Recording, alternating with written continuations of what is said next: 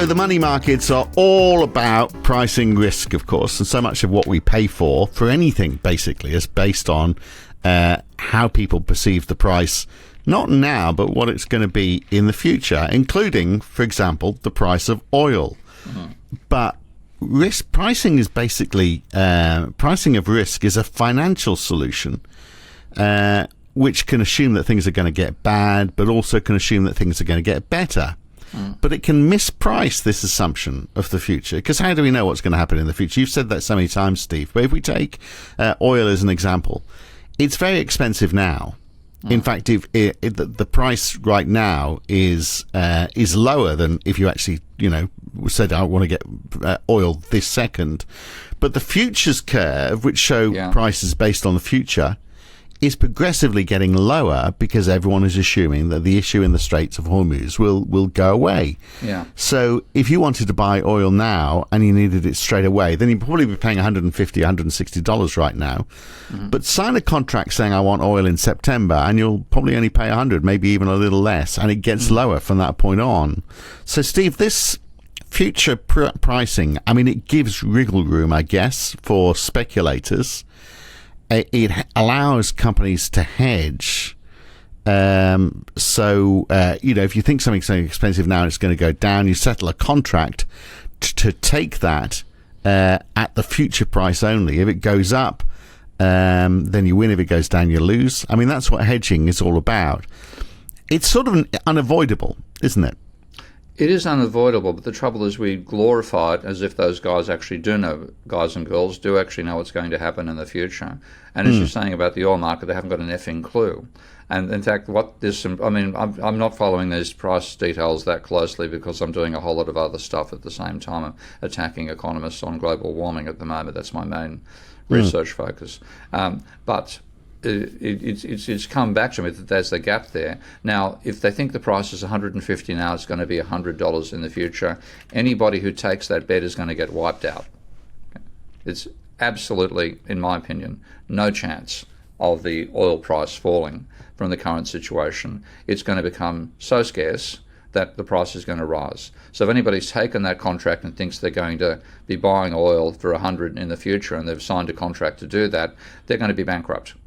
This is another reason to expect a giant financial crisis this year. Well, no, surely it's the reverse. If they're saying, right, I'm going to get oil in September and I'm going to pay $100 for it now, and it's worth $200. Somebody's taken the other side of that trade. And said we're going to deliver it $100. Yeah. So they deliver it $100, they're going to lose 80. Yes. Okay, they're going to go bankrupt. Or more. So whoever takes the other side of that contract is, can I use this French term here? You always do. They're fucked.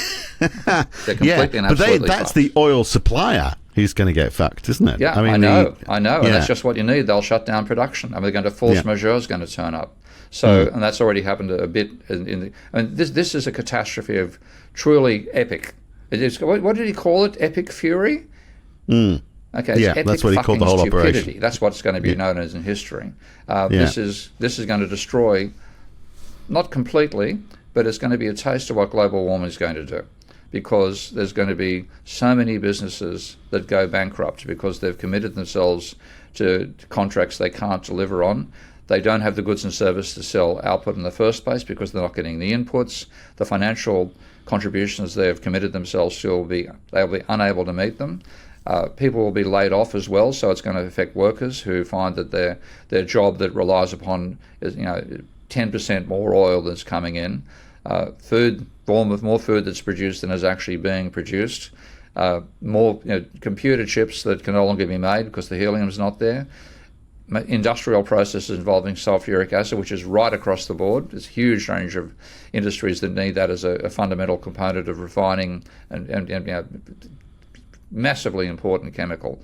The supplies are going to plunge, and therefore any financial commitments based on the presumption you will have that physical supply are going to be broken. So we're in for the, I don't normally stick my neck out on this front, as you know, unless I'm extremely certain. That's why the last book I wrote, You're always sticking your neck out. Yeah, okay, But the second last book I wrote was, Debunking Economics is the book that I've made my name out of. And then I did a second edition of that in 2011, launched by Paul Mason, I might add. I think Paul wasn't He may have been involved in the next book. He certainly helped launch one of my books. So that's Debunking Economics, second edition. Then I was approached by Polity Press, and they're the ones I'm writing this new book for, How Economists Will Destroy Capitalism. But they asked me to write a book in a series they called Can We Avoid, or Can We Something? And they said, can we? And my question was, avoid another financial crisis. And my basic answer in 2017 was, yes, we can. Not for good reasons, but because having had a financial bubble and burst back in 2007, the preconditions for another crisis like that weren't there.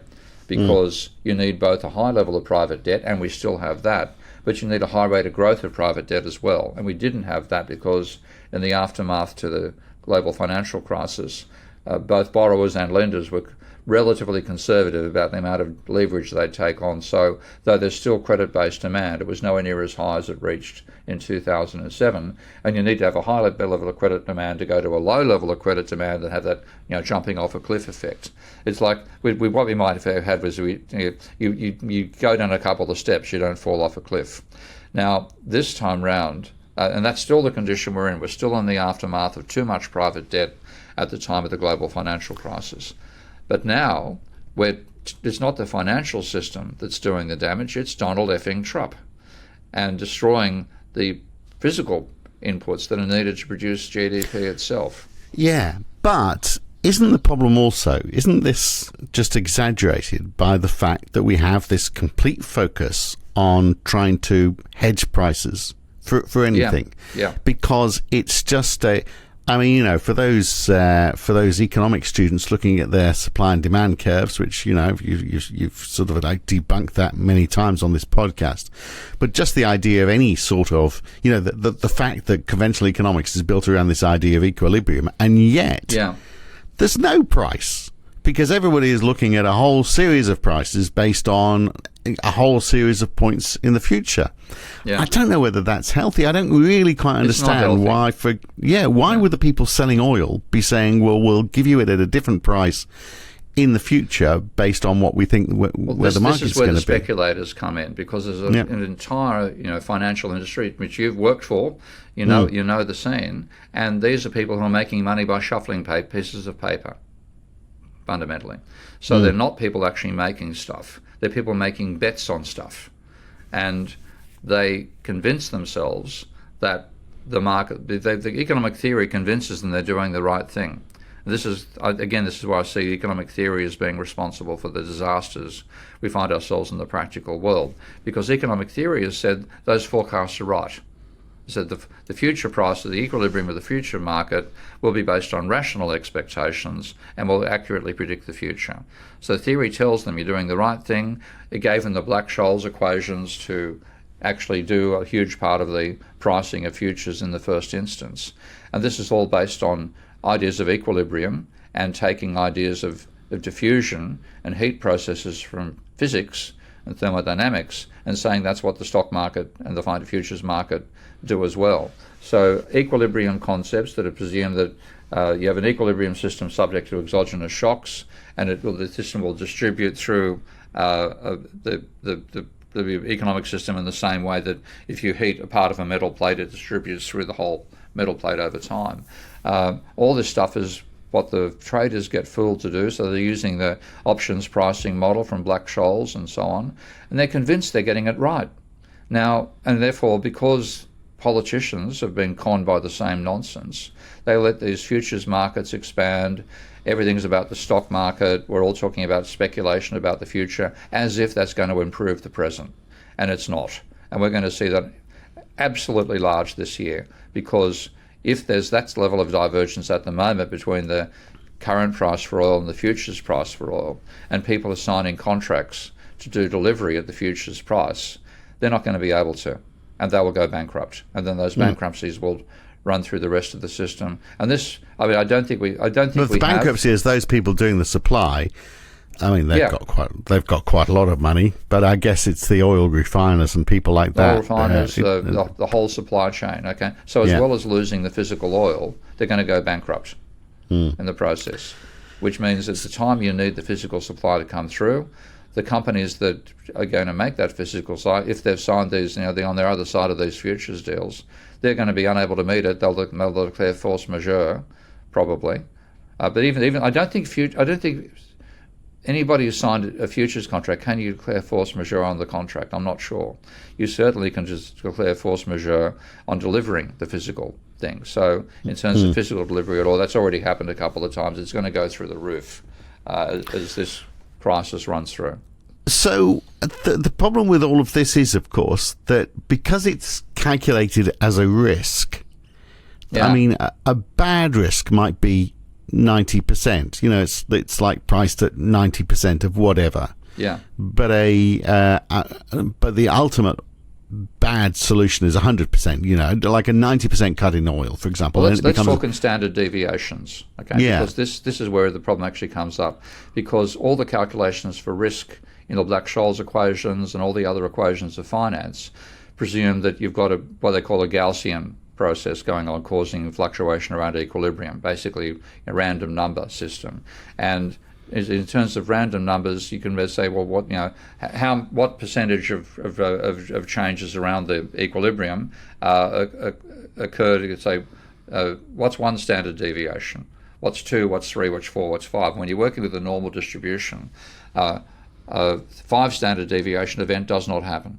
Okay? It is so rare that if you wanted to look for a 5 standard deviation event in a genuinely random process, if you're doing this process once a second, you'd probably need to wait somewhere between the age of the Earth and the age of the universe before you get a 5 standard deviation event.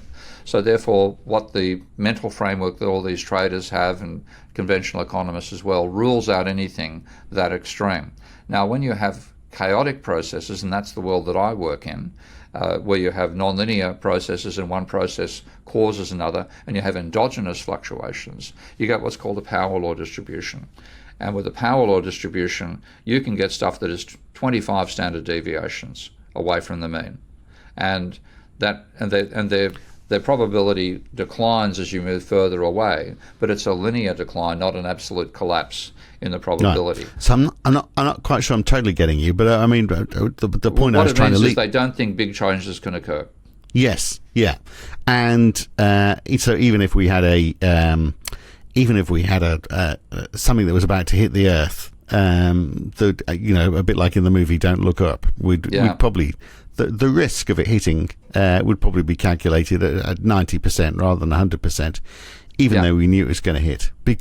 And I've heard this in finance markets where there's a really bad scenario, and I talk to people about how's that priced in, and they say, well, it's not priced in because nothing is ever 100%. And in any case, if that was to happen, the scenario would be so bad, like the whole destruction of the economic system or whatever, that it's too big to contemplate. So we just ignore it. Yeah, so and that's what the mathematics encourages them to do. Yeah. Because all this stuff is based on mistaking risk for uncertainty. And that's one of the cardinal sins of mainstream economics, that they say uncertainty means risk.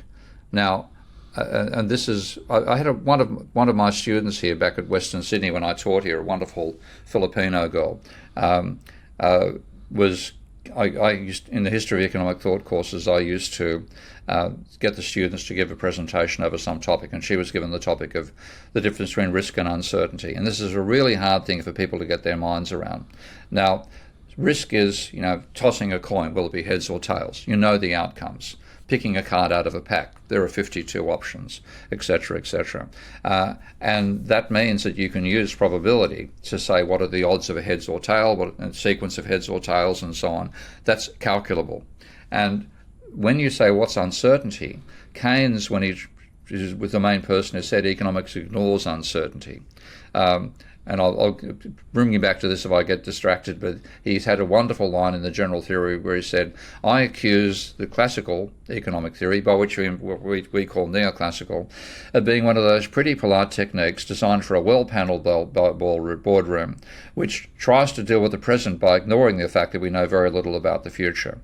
And his examples of what uncertainty were negative examples. So he said, uncertainty is not the probability of atonement costs. Uncertainty is not the prospect of a war in Europe. He's writing just before the Second World War. He said, These are things about we simply do not know. But he only gave negative examples. Now, this student of mine, and she tells me that the idea occurred to her while she was making the presentation. She was both definitely physically attractive, but her personality was off the scale.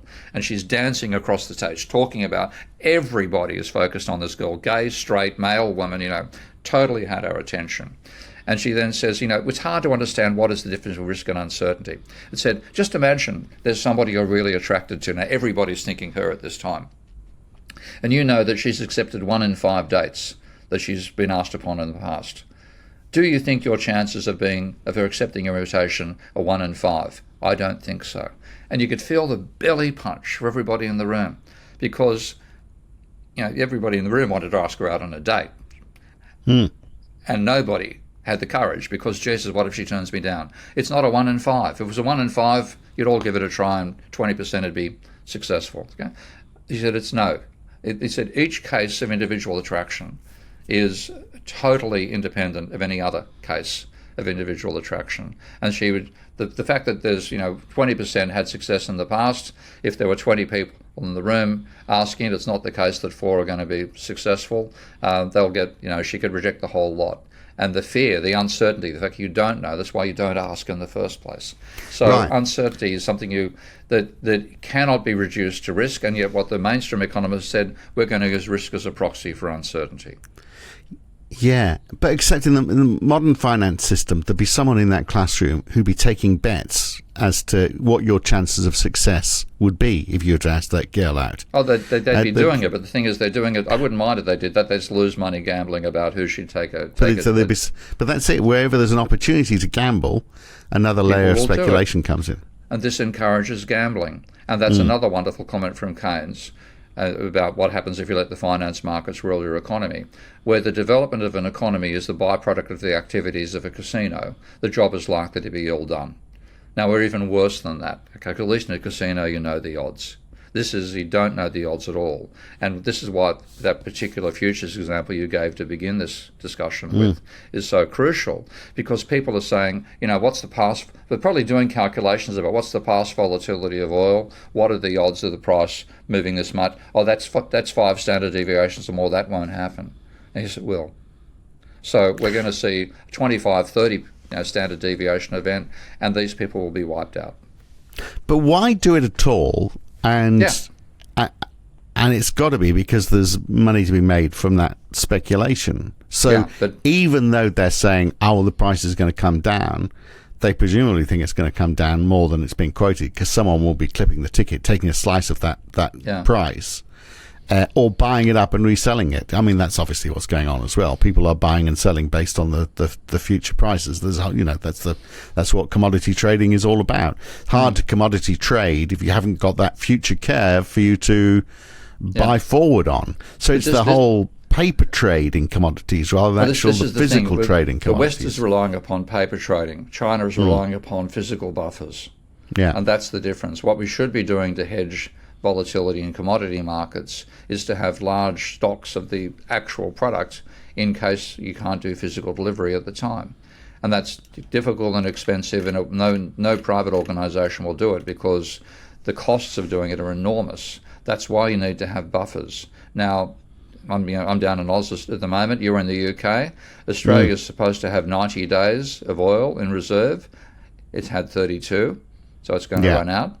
UK has none at all. You guys are completely exposed. When the local supply runs out, that's the end unless you can buy extra stuff from ships. So that's going to be really critical there. China has, a lot have seen at least 150 days of oil supply at current consumption levels. And the Chinese will tell Chinese people to consume less oil, be frugal. They'll do carpooling for internal combustion engines, cars, all that sort of thing. They're going to reduce so they're going to make the 150 days last longer. The Western countries that have relied upon the markets to price this sort of stuff and say the price is what matters, they're going to not have the supplies and then get wiped out by the physical and also the futures markets. That's why China's in no rush to see the Straits of Hormuz open, because they're going to see everyone else struggling with that problem. But see, we're going to take a break. Just a point, and I might have mentioned this before, it's a point I picked up from the talking to an oil trader on my podcast for the bank. Australia didn't hold 90 days. Actually, Australia's been increasing its reserves during this, but it's paid for it, but they've increased their reserves. But the reason they didn't hold 90 days, because of course the IEA, the International Energy Agency, insists that everybody who's a member holds 90 days as reserves. And Australia's get-out clause for that was because they don't have the refineries. So actually, they've bought the crude. They've bought 90 days of crude. But they are, a lot of that is sitting in refineries in Singapore, for example, where Singapore is contracted to supply the other 60 days. So the argument for Australia is we did have 90 days in reserves. And it just wasn't sitting in the country. Well, exactly. That's the danger, isn't it? It doesn't get supplied because there's not enough to supply based on that, which is why the Australian Prime Minister's been racing around the world saying you are going to honour this contract, aren't you? That's precisely why it's been doing that. Look, we'll come back and have a look at a bit more of this as to what behaviour it engenders.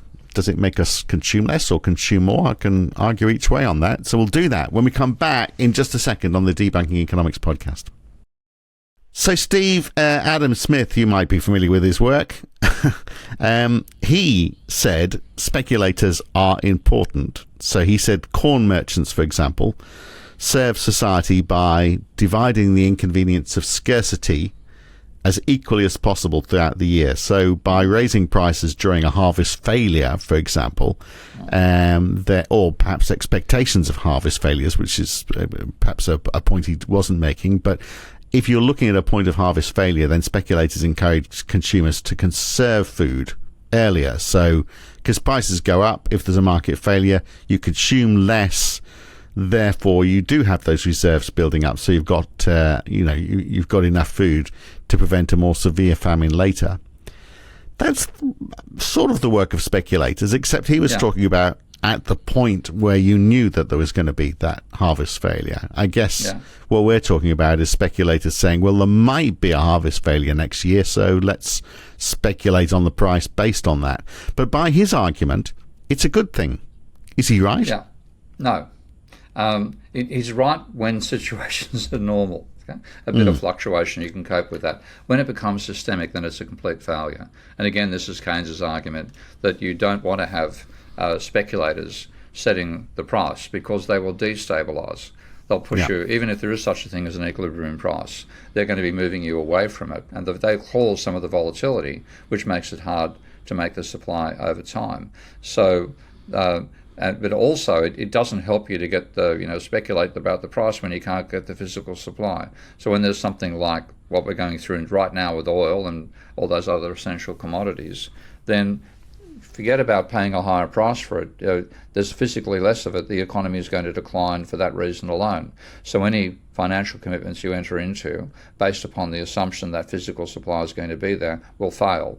And rather than being a slight deviation around equilibrium, the argument being that speculators seeing a deviation between the equilibrium price and the current price, if the current price is above the equilibrium price, then they're going to buy up to be able to sell later.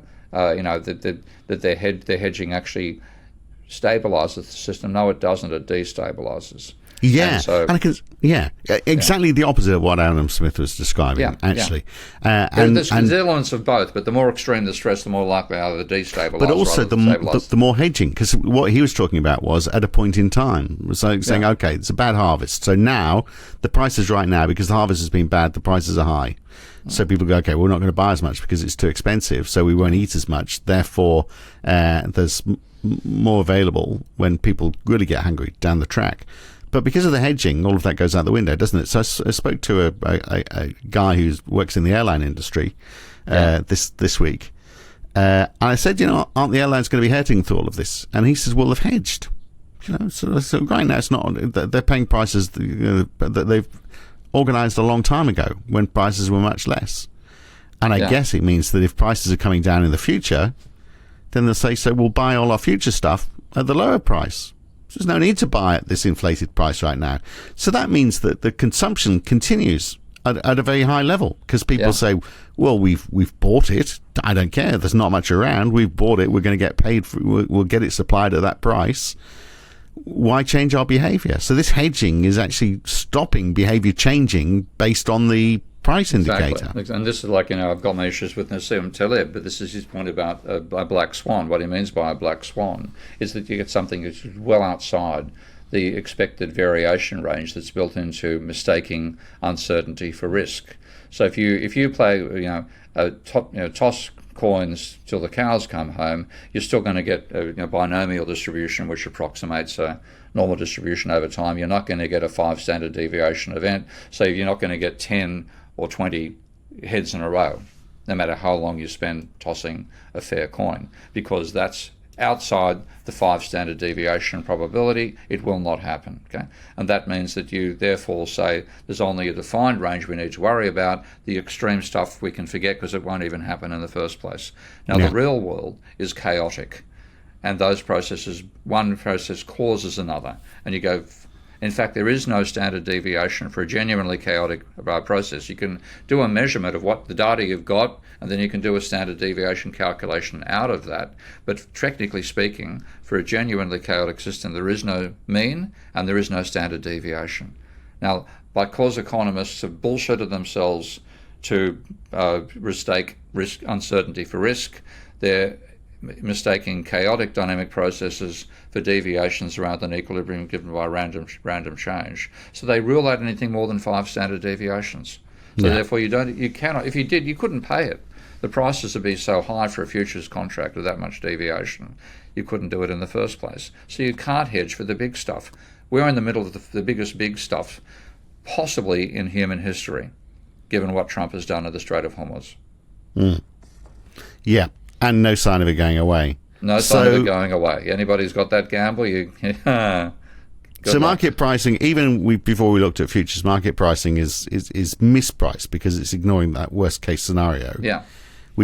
And we're in the worst case scenario. We are. And futures pricing just gets worse because it assumes that worst case scenario increasingly as we go on. That worst case scenario is not going to happen. Yeah. Whereas a sensible person might be going, the longer this goes on, the worse it gets. Exactly. But the market is priced the complete opposite way.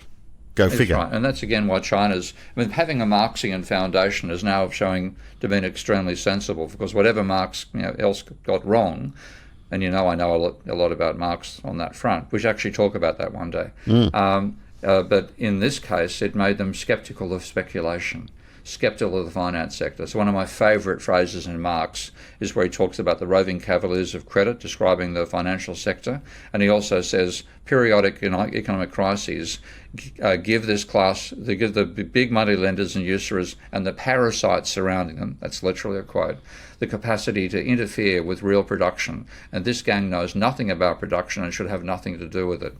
Well, now we're going to find out what Marx means on that front. Now, if you read Marx, and that was your background rather than Marshall, then you're aware of that, you're skeptical of the finance system, you try to constrain it.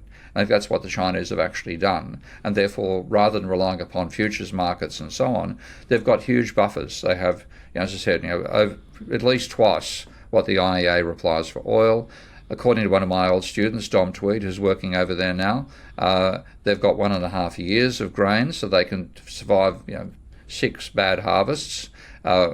Similar amounts of fertilizer, so they can ride out these disturbances. And all the arguments about what Trump has done, strong-arming China and really being designed to cripple China, China was already prepared because they don't trust the West, and they have every reason, as we're now finding out ourselves, not to trust the West. So the physical buffer approach based on a Marxian attitude that you can't rely upon the finance sector to drive the economy means that economy is going to be robust when this shock hits.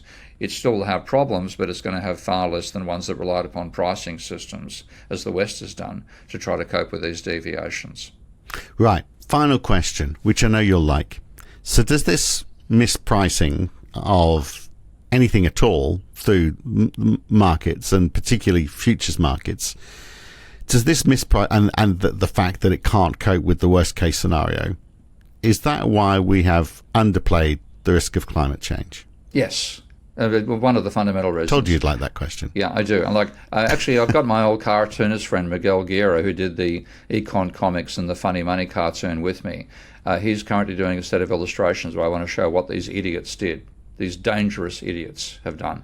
And what they said is, well, we can't know the future, But we know the present, so let's assume the future is going to be an extrapolation of the present. And what they've done, and I'm getting Miguel to do this illustration, is that you can imagine the temperature range we're living in right now is called the Holocene, and that is a temperature level which is about 6 degrees warmer than the last ice age.